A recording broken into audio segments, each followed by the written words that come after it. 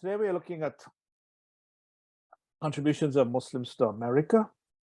And let me say a few things before we get into it. Number one, as Muslims, we are asked to, as Allah says in the Quran, travel in the earth or through the earth and see what was the end of those who rejected truth. So Allah subhanahu wa ta'ala, not only this ayah, there are other ayahs in which Allah has encouraged the believers to travel the earth, that the earth is vast, it's wide and spacious and extensive, and Muslims are encouraged to travel all over the world to see the history of people who rejected the faith and what became their end, and to be able to explore the land that Allah has created. Throughout the Quran, we hear Lahu ma fis samawati wa ma fil ard, that to Allah belongs all that is in the heavens and all that is on earth. And so Muslims have developed the tradition of traveling everywhere. The most famous traveler is Ibn Battuta, who documented his travels all over, in which he initially started from Morocco and traveled all over the world. And so the then known world. So we're encouraged to travel. Now, the other thing that is important to know is that our faith has allowed us to live in lands which are governed by Muslims or non-Muslims. And wherever Muslims find themselves, in whichever land you inhabit and you call home, you are asked to contribute to that place, to its development, to its goodness, to its wellness. And we are asked to obey the laws of that land. The only exception is if it asks you to do something that is against Allah subhanahu wa ta'ala. So Muslims are asked and encouraged to be loyal citizens of wherever they are and to contribute as much as they can towards that society. So this is a part of Muslims as a whole. We are asked always to contribute and to give of goodness from ourselves. And so what is important to understand is that this has also happened in America. Now, one of the things which is very important to note, and that is that those who don't like Islam and those who don't like Muslims, they have tried to sell an agenda that says that Muslims don't belong in America, that we are foreign to America's culture, legacy. And so they often talk about the Christian Judeo legacy or tradition, conveniently only mentioning two religions, Judaism and Christianity, ignoring the Native Americans' culture, the Muslim culture, and so many of the people who came here and built this country, they consider this country, or sometimes they would refer to it as the Christian Judeo-Christian culture. And the reality is this is far from true. And when you try to depict someone as a foreigner, an alien, then what happened is that you put them in a position where it's a very strange place to be. And this is what is attempted against Muslims, that you don't belong here. Your religion is foreign to America. Your culture is foreign to America. You are a stranger. Not only that, you pose a threat to our way of life. And so Muslims get looked at with suspicion. Also, we don't need your voice at the table where we make decisions. You are not qualified enough. You don't matter to sit at the table that will make decisions about the success or failure of the country. And so we are not given the opportunity because we are treated as the other person. The other thing about this is that when you consider someone as other than you, other than yourself, that this is a stranger, this is a threat, this is a person who is an alien, then anybody who beats up on them, it becomes okay with you. And so we find when you spill Muslim blood, nobody bothers anymore because they feel it's okay. You know, these are bad people anyway. So if we beat them up, it's like you label someone the village thief. And if everybody in the village said this is the thief, if somebody go beat that thief up, nobody cares. In fact, they're happy. Thank you, because he probably stole from me and stole from you.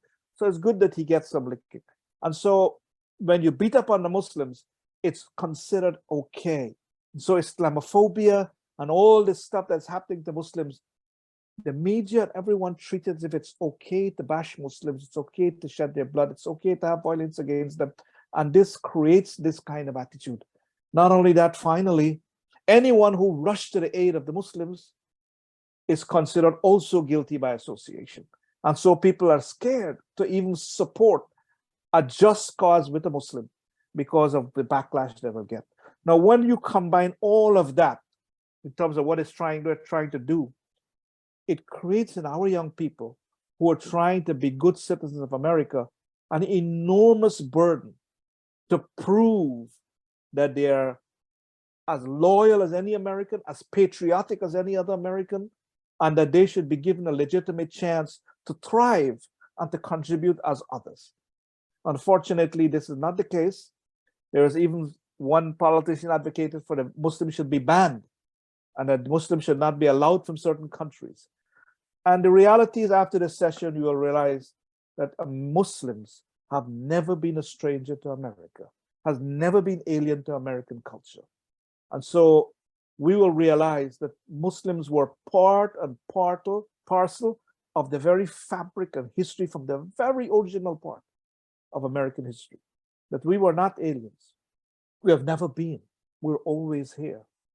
And so let's start out by first, there are many scholars who now felt that in 1492, when Columbus came to America, that Muslims came with them.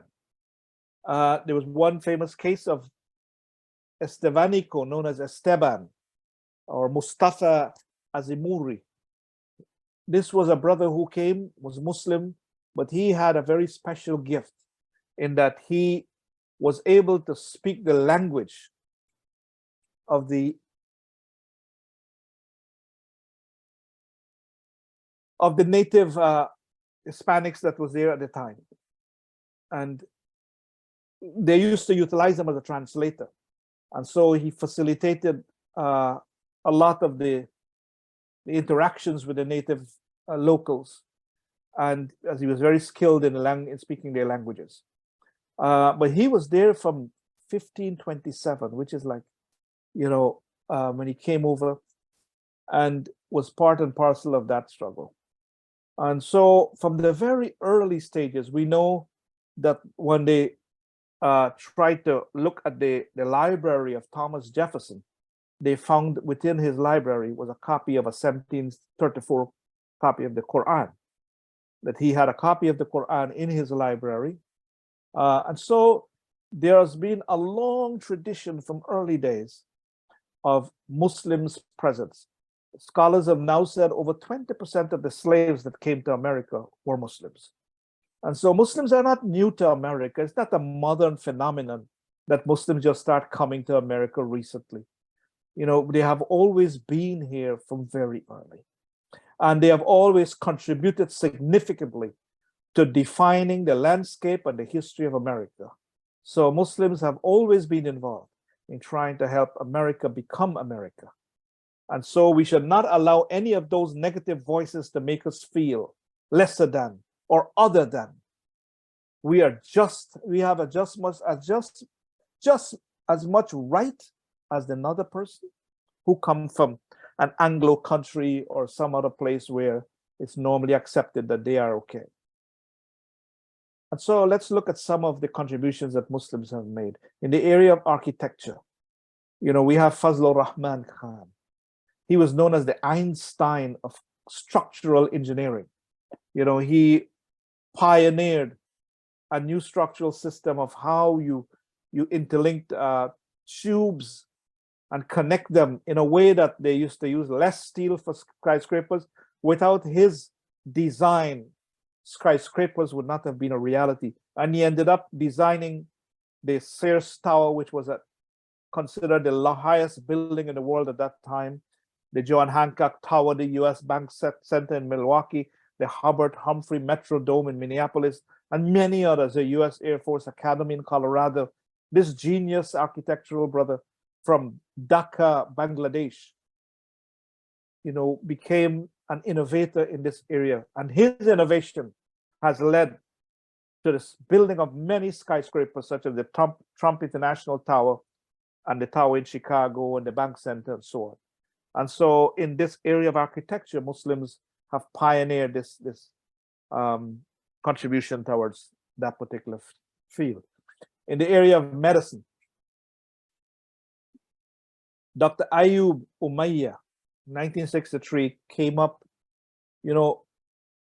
Patients used to have so much pain that many of them would die from pain. And his invention saved their lives and made so many of people having less pain to deal with. So he developed an intraventricular catheter system, which was used in the brain, and it's a soft dome-shaped structure that he was able to develop and patent, and allowed and facilitate, that chemotherapy could be applied directly on the brain centers. And he also developed regulations and rules for injury prevention and control. He developed the first coma score of classification of traumatic brain injury, and so much more. So his work has managed to ease the pain of so much people. Dr. Oz, who is very famous media personality, very famous doctor from Turkey, who was able to bring medicine in a manner that made it easy for the layperson to understand. He wrote several books, and he had a very popular television show in which he tried to bring medical information and medical science to the layperson to be able to, that they could interact with and understand. And then we have the Muslim Doctors Association. And one second, please.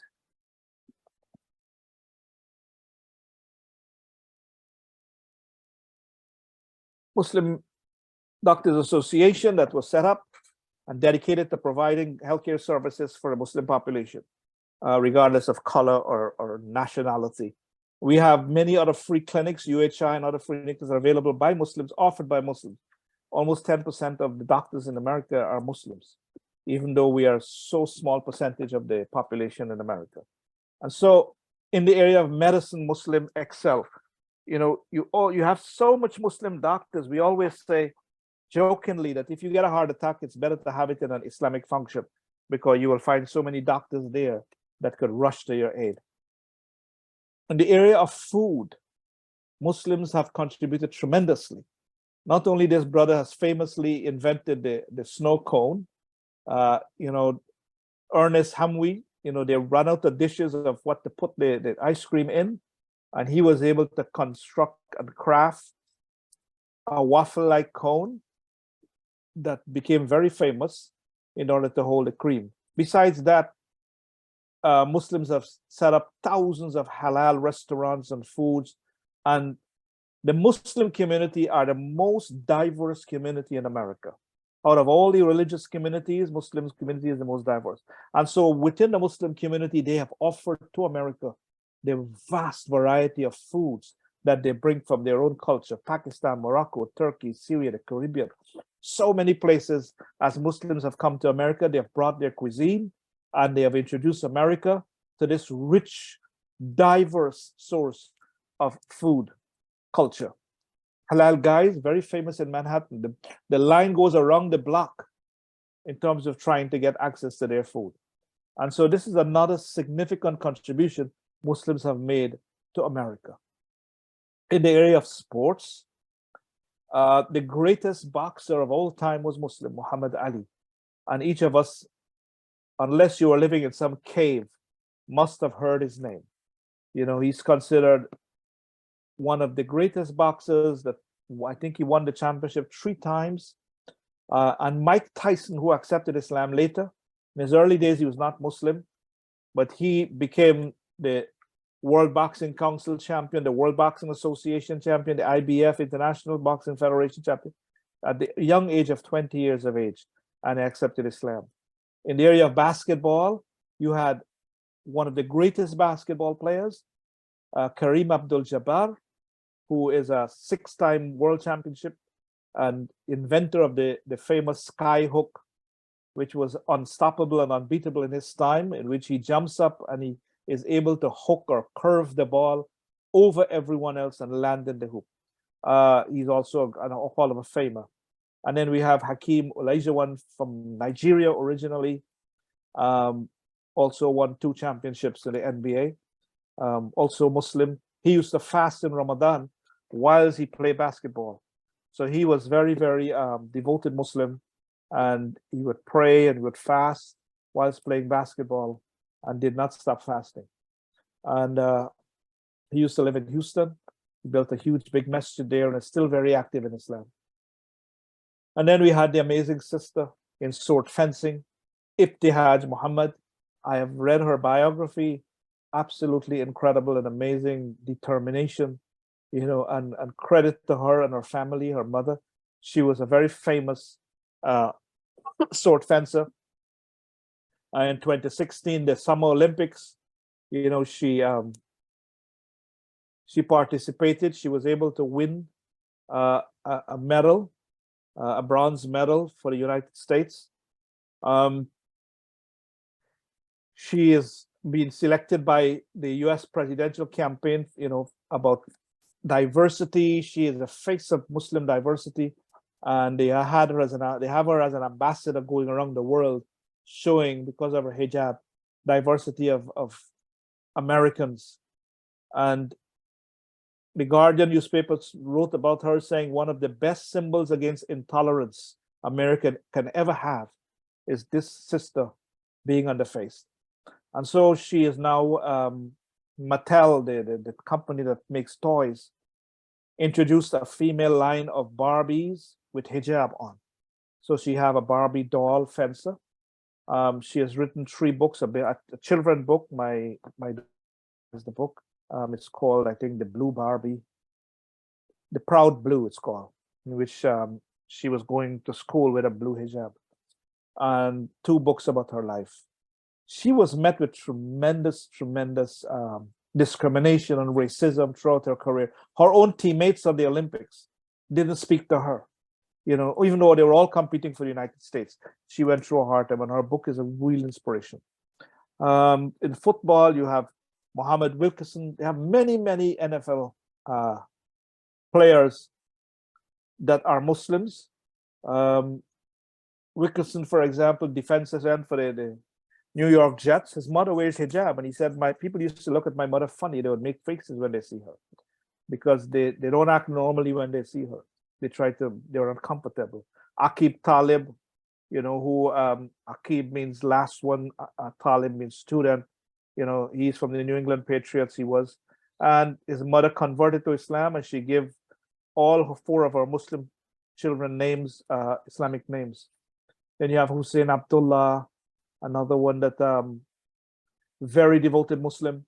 Actually, in the 2012 season of he went to Hajj. He did not participate. Amir Abdullah, who is another devout Muslim. He's a rookie for the drafted by the Detroit Lions. So you have many Muslims who are making significant contributions in the NFL and in football. In track and field, Muslims are there too. You know, you have this very famous, you have Khalid Kanuchi, marathon runner, and Dalila Muhammad, Olympic gold and silver medalist. You know, this sister is an amazing sister, and she was actually in the 2016 Rio Olympics. She became the fastest woman of all time that ran the hurdles. And so Muslims have been making not only regular contributions, but significant world record-setting contribution. She has so much records, it will take a long time to tell you all that she has done. She's considered this second female in hurdling history to do so much stuff. And in wrestling, you have also Muslims are participating in there. Adil Alam, Pakistani wrestler. Hussein Ali, you know, retired Iranian American wrestler, also participated. And so you have in mixed martial arts, you have Muslims there also. And so in the area of sports, Muslims have not been shy. They have been part and parcel of the American fabric, making contributions in the area of sports. In the area of justice and civil rights, the list is very long. I only chose because of time. One of the most famous advocates for civil rights and justice, Malcolm X, whose incredible autobiography, has made many people come back to Islam. And so if you haven't read his biography, it's a beautiful read to see how someone who came out of being in jail and accepting Islam in jail and coming out of it and becoming such an incredible orator for the nation of Islam. And I have two quotes of his.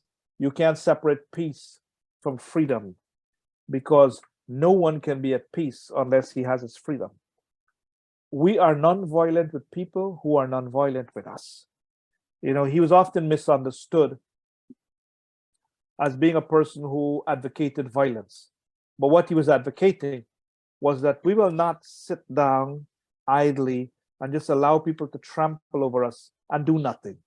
That our religion advocates that we can defend ourselves against all kinds of oppression that may occur. And so Malcolm's initially started out as advocating for Black rights because of the cruelty of what he saw that the white did to Blacks. And so his understanding of Islam was skewed by being Black oriented until he went to Hajj. And as he confessed, he saw people from all over the world, people white as snow, in brotherhood with those who are Black as coal. And he saw a dimension of the brotherhood of Islam that he was never exposed to. And it caused him to rethink his reality, that the struggle was not really to replace white racism with Black racism, but that to advocate the reality that all of humanity was equal before Allah subhanahu wa ta'ala. And the best of you are those who are best in conduct, as Surah Hujurat, the 49th chapter, 13th verse have told us. And so he, along with Martin Luther King, became two of the prominent leaders of their time advocating for civil rights. At a time when American Blacks was not allowed to vote, they were not allowed to sit in restaurants with whites, they were not allowed to go to the same toilet as whites, they were not allowed to go to the same schools as whites. And so it was a time when the society was actually divided into white having one section and the Black being asked to do something. Muslims also participated in advancing science. You have Ahmad Ziwal, who was from Egypt, and he was very famous. He won the Nobel Peace Prize for chemistry in 1999. He was known as the father of femtochemistry, which is the study of how chemicals interact with each other, and understanding the molecular transformations that occur from that. Spent his life in university, and he is now a professor of chemistry and physics at Caltech and the director of the Physical Biology Center. He joined Barack Obama's Presidential Council of Advisors on Science and Technology when Barack was president, which was an advisory group to the nation's leading scientists and engineers to advise the president and vice president on policy in the areas of science, technology, and innovation. There are postage stamps that have been issued in his name to honor his contribution to science and humanity. So there you have, even in the area of science, Muslims. And all what I'm doing is giving you just sampling. You know, under each of these topics, there are tens and scores of Muslims who are also under this area. But I'm just selectively getting, and the whole idea I want you to understand is that Muslims have always been here, contributing to America and being part of the reality of what made America tick. And to consider us as strangers is an insult and an offense to who we are and the contributions that we have made to this great country. In the area of education, Salman Khan formed the Khan Academy, which evolved actually from a simple helping his cousin to do some homework on math. And he was able to develop some videos. His style was unique in that the textbooks are written in a dry, boring manner. Salman rewrote all of those and created instructional videos, himself doing it, going and doing the research and then coming and producing videos. He has produced over 6,500 video lessons. And his contribution is so significant that he changed the way Americans now learn about their the kids in school, how they learn. He even built up a physical school. And he, as Muslims, his parents are from Bengali. And so presently he has almost 7.51 million subscribers. Bill Gates' children used to go and watch his videos. Bill Gates actually became really, really impressed with the work that Salman has done. Time magazine named him, 100 most influential person in the world. What he did was that he transformed how students should learn. Usually, the present system that we have is the children go to school, they learn the work, and then they do their homework at home, and then they come back, and the teacher corrected it. What he did was that he changed the way in which learning takes place.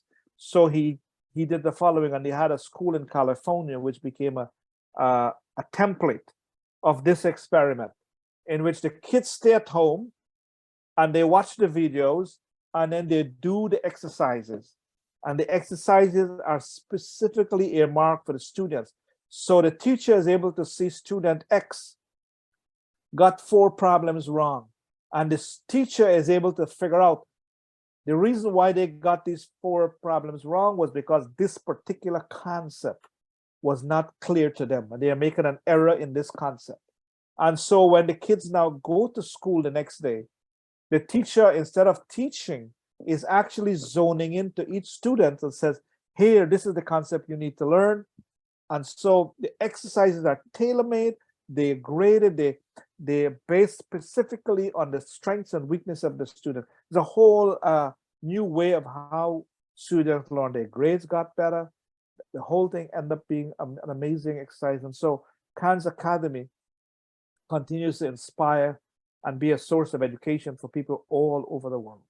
An incredible contribution by this brother who has 2 master's degree and used to be a stockbroker and just left his job and just does this because of his love for education. The Muslims also brought beautiful masjids. The landscape of America is now punctuated by beautiful structures.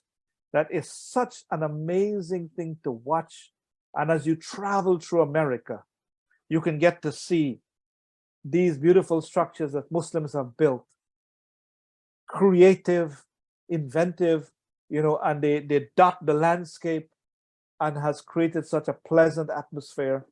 I just did a few. There are thousands of masjids now in America. Anchorage, Alaska, Boca Raton in Florida, Phoenix, Arizona, Chino, California, and of course, I have to mention our masjid, in which it's in its final stages, which will look like what you're seeing there once the final building is put up, Nurul Islam in South Florida. These beautiful structures are such a delight, not only to view aesthetically, but it's an amazing experience to go pray your prayer in these masjids. And that is a very significant contribution as well for America. In the area of comedy, comedy has become a big, very huge industry. Stand-up comics and comedy as a whole.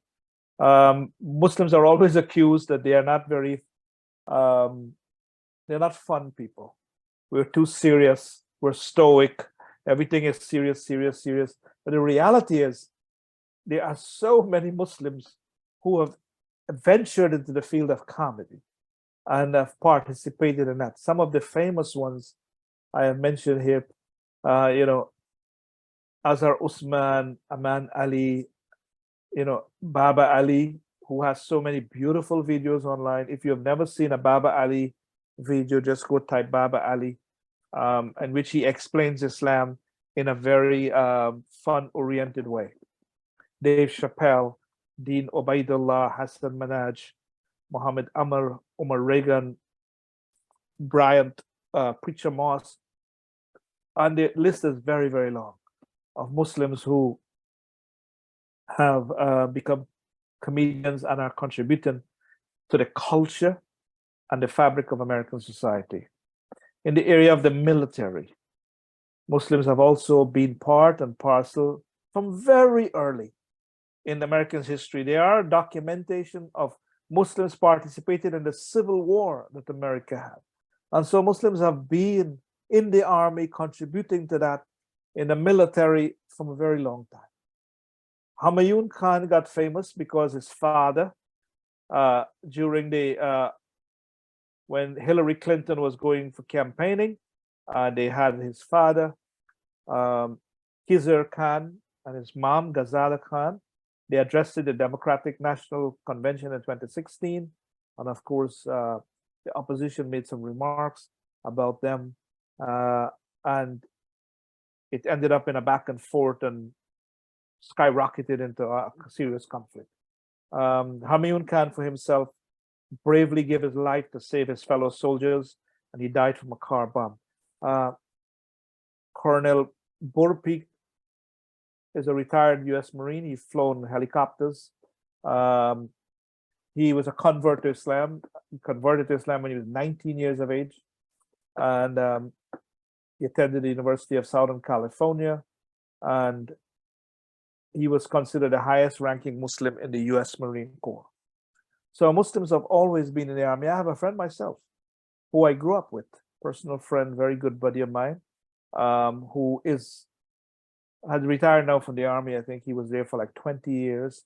And he was able, within his time there, to change many things within the army and try to advocate for halal food and so many rights for Muslims whilst he was there. And so Muslims have, we have one young brother in our community here also who went to the army, who we know very well as well. So Muslims have been part of this. I have other relatives who are in the army. We're always part and parcel of the US military. Muslims have also organized themselves and created relief agencies. Among some of the ones that you may know is ICNA Relief. ICNA Relief and Helping Hand are from the group called ICNA, Islamic Circle of North America. ICNA Relief focuses mainly on helping people in distress who are in America. So it's focused primarily on helping Muslims in America whenever there's a hurricane. And not only Muslims, lots of non-Muslims benefit from ICNA Relief. If there's a hurricane, ICNA Relief people are on the ground there. When they had the hurricane in Puerto Rico, Muslim Relief was there. ICNA Relief was in there. You know, everywhere you find there's a disaster, flooding in Houston or whatever, ICNA Relief shows up and they assist. So Muslims have been advocating and helping. Helping Hand helps international crisis and disasters all over the world, orphans and wars and refugees and so on. Then you have Islamic Relief, also helps out and provides humanitarian aid all over. Amana Hands, who helps people not only from the Caribbean, builds houses for people who are in dire straits, builds wells in Africa and different parts of the world. Amana Hands, which is based out of New York. I also was started by a relative of mine, one of our dear sisters and brothers, and has grown so significant and important. Friends of Humanity right here in South Florida. These brothers, they do a tremendous job of helping local people in distress. Muslim Aid America. So Muslims have been organizing themselves as part of our duty of khidmah and of helping people in distress. That, you know, we are asked and told by our religion that we must help those who are in help. Whoever helps someone or his brother in need, Allah will help him in this world and the hereafter. So that's part of the obligation, and so Muslims have organized themselves. Also in the area of Muslim advocacy, I started off this class with a rather serious note by telling you of the agenda to demarginalize Muslims and to treat them as other than. And so Muslims have responded to this by organizing themselves, and wherever there is discrimination, wherever there is racism, wherever there is Islamophobia, Muslims have organized themselves into groups and are pushing back and saying, no, you know, we will not just stand by idly and be treated with this. That America is founded on the principle of the freedom of people to be able to believe what they want, and to be able to have freedom of speech to advocate their way of life. And so we will not be pushed in a corner and be dismissed. And so we have many advocacy groups that have evolved: Muslim Public Affairs Council, the American CARE, and they represent Muslim. The Muslim Public Affairs Council is a civil rights organization, and they are based mainly nationally. They're in Washington, and then they are in local communities where they have chapters, and they advocate for political rights of Muslims. CARE is one of the most visible advocacy groups for Muslims. They have chapters in major cities, and they provide resources, they provide information and awareness of the rights of Muslims. They have voter registration drives, and they defend Muslims who have been wrongly accused and persecuted. The Arab American Anti-Discrimination Community, the name itself indicates that this was designed to help those Arab Americans who are discriminated against, and they're an advocacy group. And they do a lot of work with immigration rights and Muslims who are caught up in the US prisons and so on. Islamic Network Group is a group, the ING is a nonprofit, and they spread awareness about understanding Islam. They have a bureau of speakers. They conduct seminars and youth programs to actually fight back against Islamophobia and the misinformation of Islamophobia, which is funneled by millions of dollars, and an attempt to at least push back in this area. Muslim Legal Fund, again, supports Muslims who are discriminated against and who are wrongfully arrested, that they could have top lawyers defending them and their case. Then you have politics and activism. Muslims have also been involved in the body politic of the country, in trying to make their contribution also. One of the most famous is Huma Abedin, who was the aide to the US Secretary of State, Hillary Clinton. She used to be one of the traveling chief of staff of President-elect Hillary Clinton. Nihad Awad, he was the guy who was one of the founders of CARE and is the National Executive Director of CARE at the moment. Andre Carson, who's a congressman from Indiana. Keith Ellison, who was a congressman and now is the U.S. the Attorney General of Minnesota.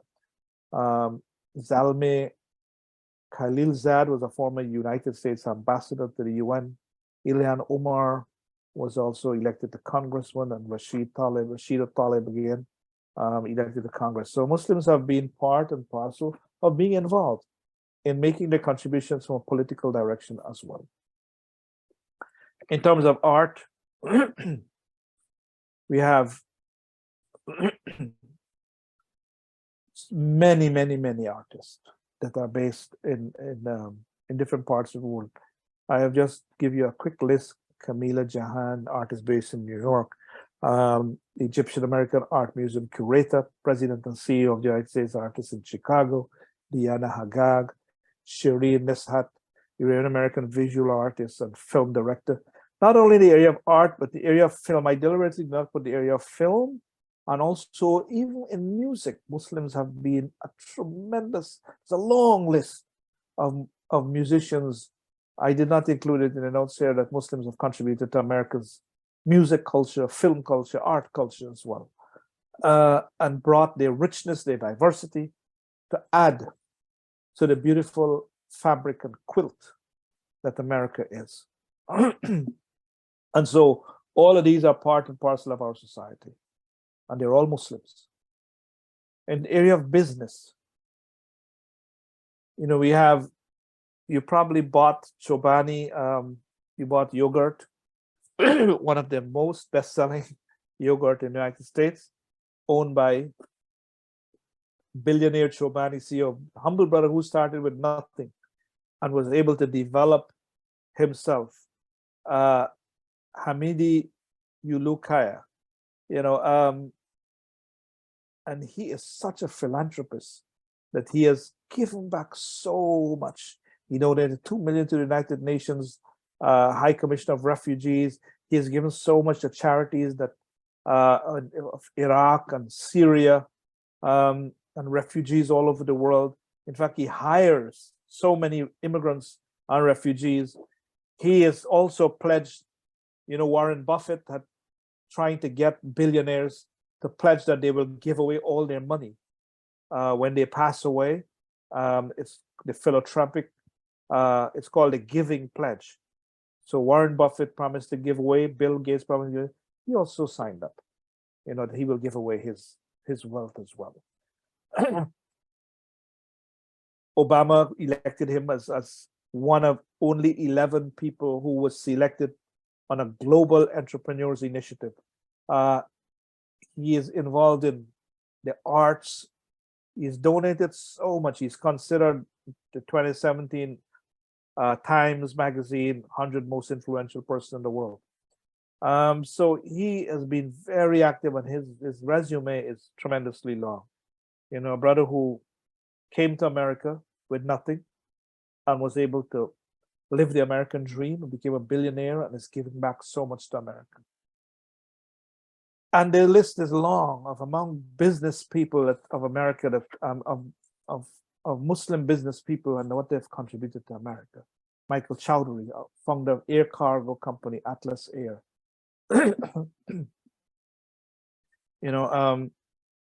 This is a company that's worth over $1.39 billion. You have Tariq, Michael Chowdhury, you have Mohammed El Irayan, Chief Economic Advisor of Allianz, the parent company of PIMCO. He manages this company. He was the CEO of the manager of it, and they manage over $1 trillion in global assets.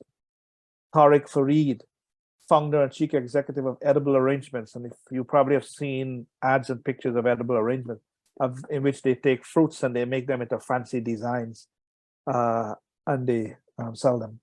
Nabil Gharib, president and chief executive of Renewable Energy. So you have this huge list. Fred Hassan, chairman of investment of Carrot Group. Mansoor Ijaz, Farouk Khatwari, Shahid Khan, who owns the Jacksonville Jaguars, again, starting from nothing. He started with used to work for a small company and then bought it over and became this huge person in terms of his wealth. Safi Qureshi, who was the CEO of the AST Research. So we have lots of business people in America who play major roles in influencing the economy and the business sector. And then we have film. The list here is long again, and I just listed a few. Hopefully, if you are familiar with some of these, that you may think so. I wouldn't go through all of it, but these are all Muslims involved in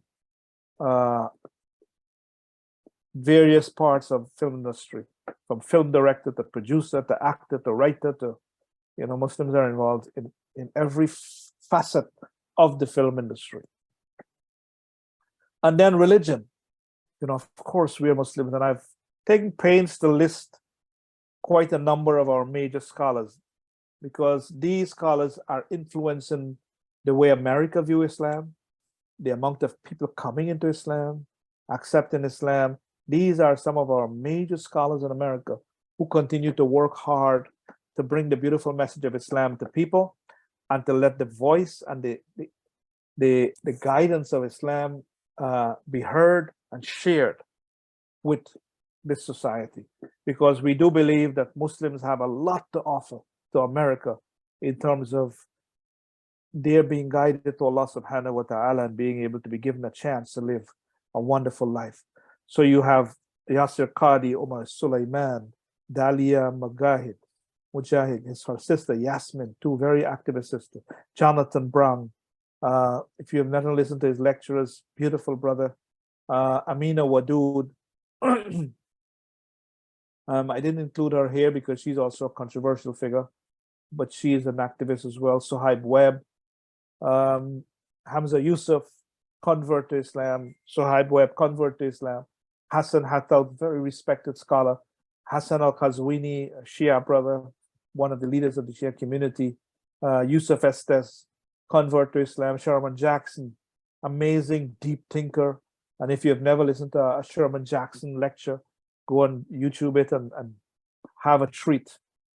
Again, convert to Islam. Noman Ali Khan, who started the Bayana Institute. Ingrid Madison, you know, an amazing sister who became the president of ISNA, convert to Islam.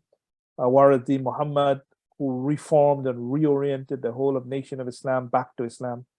Abdul Mujahid, who is the president of Sung Vision that brings so many videos on Adam's World. Zaid Shakir, convert to Islam, who is associated with Zaintullah Institute. Siraj Wahaj, who is well known by all. So we have these beautiful people who go out and engage in interfaith and also sharing the message of Islam. Then we have television. There's a long list here again. I just mentioned a few. Dr. Oz, as you know, Ayman Muhyiddin, he's an MSNBC. And he, I think he has his own show now. Tahir Rahman, Sister in Hijab, on TV. Ali Belshi, many of us know, is from Canada, and he's living in the States here. And he's also on MSNBC. That's a very popular and famous television host. And then lastly, in the area of writing, we have many again. Reza Aslan, Yahya Emmerich, he was a school teacher in a school, and he wrote many beautiful textbooks for Islamic schools and many beautiful books, novels, and different things for kids. You can Google Yahya Emmerich. His articles are most amazing, readable, practical, dynamic articles that you can find in terms of writing about Islam. Incredible brother. Ayman Muhyiddin, Algerian English journalist. Michael Wolff, very famous. Farid Zakaria, or Zakaria as they call him. Khalid Husseini from Afghanistan. He wrote Kite Runner and many other books that became bestsellers. And so in every area that you look, you will see Muslims' presence. All right, Muslims have been there from the beginning, are still there, and will be there as long as America continues. So don't allow your children to buy into the idea that we don't belong and that we are not here, because they lose their confidence. And the whole idea behind all of this propaganda is to get Muslims to lose their confidence as Americans, and to have them being on the defensive by attacking them all the time. We have to try to explain ourselves. No, we don't. And we should not be shy to contribute to this beautiful land that we live in, and to make it even more beautiful with the sweetness of Islam. So go forth with confidence and make your contribution to America. We live here. We probably will be buried here. Our grandchildren will probably bury us here. So we owe it to ourselves to be able to make this the best place to live and the best land to raise our children. And so we must be proud of that, and we must continue to make our contributions no matter what anyone says. Inshallah. Assalamu alaikum.